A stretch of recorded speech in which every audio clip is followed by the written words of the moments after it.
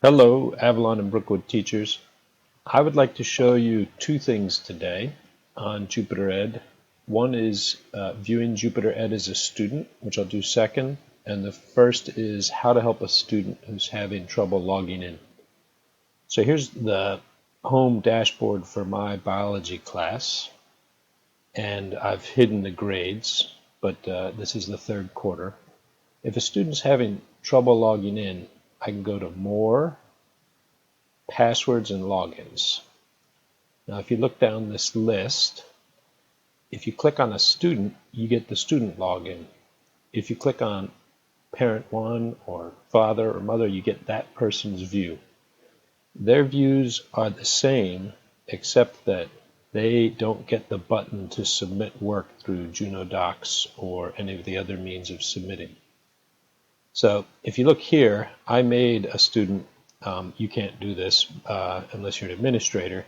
Holly RJ, and you see here where my password is T6A8.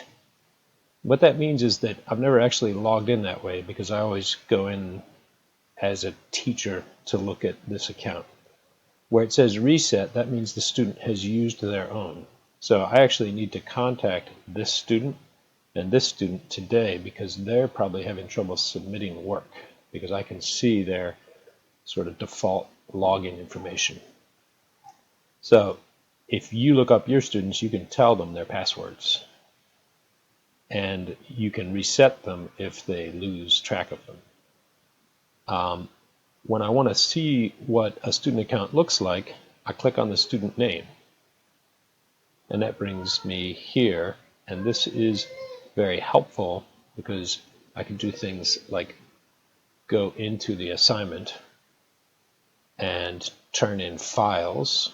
I turned in a file the other day for a practice assignment, and I can read and see what my directions look like that I've given to the students. So watch the video link, read the chapter, define these 15 terms, answer the questions, and then I want them for the first time to take a photo if they can and submit it to Jupyter Ed. So I had them do, well, I did a practice run and I just uploaded this, which I think I can view here.